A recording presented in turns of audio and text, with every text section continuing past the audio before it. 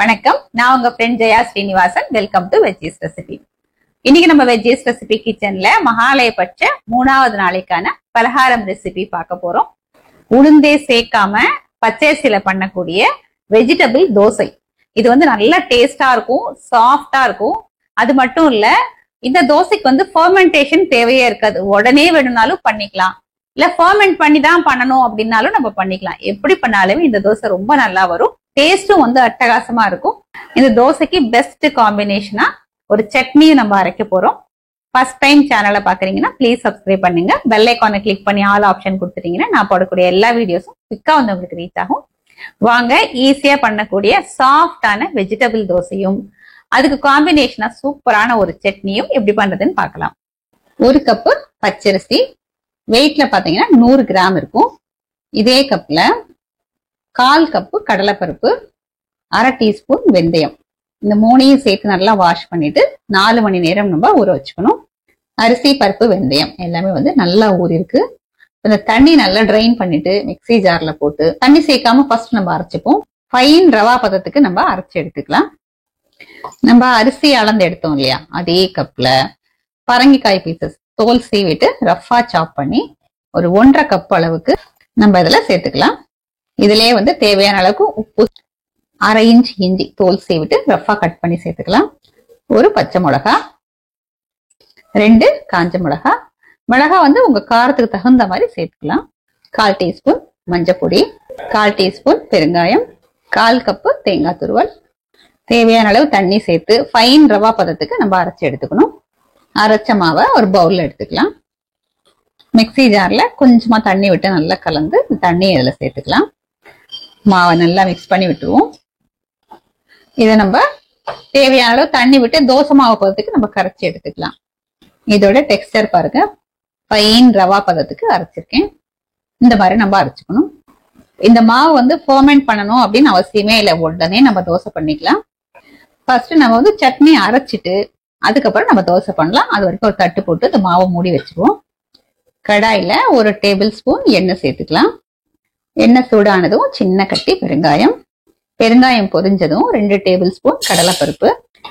கடலைப்பருப்பு வந்து நம்ம எண்ணெயில டீப் ஃப்ரை பண்ணா எப்படி இருக்கும் அந்த மாதிரி நம்ம ஃப்ரை பண்ணிக்கணும். அதனாலதான் வந்து நான் இந்த அளவுக்கு எண்ணெய் சேர்த்திருக்கேன். பருப்பு பாருங்க லேசா செவந்து வந்தாச்சு. 5-6 காஞ்ச மிளகாய் சேர்த்துக்கலாம். மிளகாயும் நல்லா வறுத்துப்போம். இப்ப பாருங்க மிளகாயும் நல்லா வறுபட்டாச்சு. பருப்புமே வந்து நம்ம டீப் ஃப்ரை பண்ணா எப்படி வரும் அந்த மாதிரி வந்துருக்கு. இதுல 3 டேபிள் ஸ்பூன் தேங்காய் துருவல் சேர்த்துக்கலாம். இதையும் வந்து நல்லா வறுத்துக்கணும். பாருங்க தேங்காயும் லேசா செவந்து வந்தாச்சு. இதுல சின்ன பீஸ் புளி, இந்த சட்னிக்கு தேவையான அளவு உப்பு, இதை நல்லா மிக்ஸ் பண்ணிக்கலாம். தேங்காயை இந்த மாதிரி லேசா செவந்து வர வரைக்கும் நம்ம வறுத்துக்கணும். அப்பதான் வந்து இந்த சட்னி நல்லா இருக்கும். இப்ப ஸ்டவ் ஆஃப் பண்ணிக்கலாம். இது நல்லா சூடு ஆறட்டும். நம்ம அதுக்கப்புறம் மிக்ஸி ஜார்ல போட்டு ஃபர்ஸ்ட் தண்ணி இல்லாம அரைச்சிட்டு அதுக்கப்புறம் தண்ணியை சேர்த்து கொஞ்சம் கெட்டி சட்னியா நம்ம அரைச்சி எடுத்துப்போம். தோசைக்கு நல்லா கெட்டி சட்னியா நம்ம அரைச்சி எடுத்தாச்சு. சட்னிக்கு தாளிக்கிறதுக்கு 1 டேபிள் ஸ்பூன் எண்ணெய், 1/2 டீஸ்பூன் கடுகு, கொஞ்சம் கருவேப்பிலை, 1/4 டீஸ்பூன் பெருங்காயம். தாளிச்சதை சட்னியில சேர்த்துருவோம். சட்னி பர்ஃபெக்டா ரெடி ஆயாச்சு. இப்ப நம்ம தோசை பண்ணிக்கலாம். கல்லு சூடாயிடுச்சு, நம்ம தோசை பண்ணிக்கலாம்.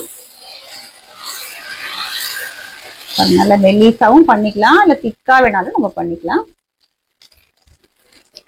தோசைக்கு சுத்தி நம்ம நல்லா எண்ணெய் விட்டுடுவோம். ஒரு மூடியை போட்டு மூடிடலாம். ஒரு 2 நிமிஷத்துல தோசை வெந்துடும். நம்ம மூடி வச்சதுனால திருப்பி போடணும்னு அவசியம் இல்லை, நம்ம அப்படியே எடுத்துக்கலாம். பாருங்க தோசை ஃபர்ஸ்ட் கிளாஸா வந்திருக்கு. ஒரு சைடு நல்லா கோல்டன் கலர்ல இருக்கும். நம்ம மூடி வச்சதுனால இன்னொரு சைடு சாஃப்டா இருக்கும். இது ரொம்ப கிறிஸ்பியா வராது, நல்லா சாஃப்டான தோசையா சாப்பிடறதுக்கு செம டேஸ்டா இருக்கும். இதே மாதிரி நம்ம எல்லா தோசையும் பண்ணி எடுத்துப்போம். பரங்கிக்காய் தோசையும் வறுத்த தேங்காய் சட்னியும் ஃபர்ஸ்ட் கிளாஸா ரெடி ஆயிடுச்சு. ரொம்ப குயிக்காவும் நம்ம பண்ணிட்டோம். இப்ப டேஸ்ட் பண்ணி பார்த்துடலாம். இந்த தோசையோட இந்த சட்னி வந்து அட்டகாசமா இருக்கும். ரொம்ப சூப்பரா இருக்கு. தோசை நல்லா மெத்து மெத்துன்னு இருக்கு. நம்ம சட்னி வேற கெட்டி சட்னியா நம்ம அரைச்சிருக்கோம். இந்த தோசை மாவு அரைக்கும் போது நம்ம மிளகாயும் சேர்த்திருக்கோம், பரங்கிக்காயும் சேர்த்திருக்கோம். அதனால தோசை வந்து நல்ல காரசாரமா இருக்கு. ஆனா நம்ம பரங்கிக்காய் சேர்த்ததா தெரியவே தெரியல. பரங்கிக்காய் போட்டு நம்ம பண்ணிருக்கோம் அப்படின்னு நம்ம சொன்னா மட்டும்தான் தெரியும். சுத்தமா அந்த ஸ்வீட்டா எல்லாம் இருக்காது. சூப்பரா இருக்கும். சட்னியும் வந்து நல்லா காரசாரமா கெட்டியா அரைச்சிருக்கறதுனால நல்லா டேஸ்டா இருக்கு. இந்த சட்னியை நம்ம சாதத்துக்கு பிசைஞ்சு சாப்பிட்டாலும் நல்லா இருக்கும், டிஃபனுக்குமே ரொம்ப நல்லா இருக்கும். இது கொஞ்சம் கொரப்பா அரைச்சுக்கணும், கொஞ்சம் கெட்டி சட்னியா நம்ம அரைச்சுக்கணும். நான் வந்து இன்னைக்கு தேங்காய் துருவி வறுத்திருக்கேன். அதோட தேங்காய் நல்லா பல்லா கீறிட்டு அதை நீங்க நல்லா ஃப்ரை பண்ணிட்டு அரைச்சோம் அப்படின்னா இன்னும் டேஸ்டா இருக்கும்.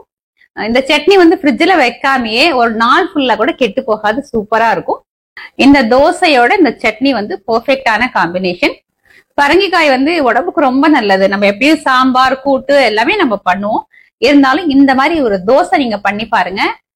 இதே மாதிரி இதே மெத்தட்ல மாலைய பட்சத்துல இந்த பரங்கிக்காய் தோசையும் தேங்காய் வறுத்த சட்னியும் நீங்க பண்ணி பாருங்க, அட்டகாசமா இருக்கும். ட்ரை பண்ணி பார்த்துட்டு எப்படி வந்ததுன்னு கமெண்ட்ல சொல்லுங்க. லைக் பண்ணுங்க, உங்க ஃப்ரெண்ட்ஸ் அண்ட் ஃபேமிலியோட ஷேர் பண்ணுங்க.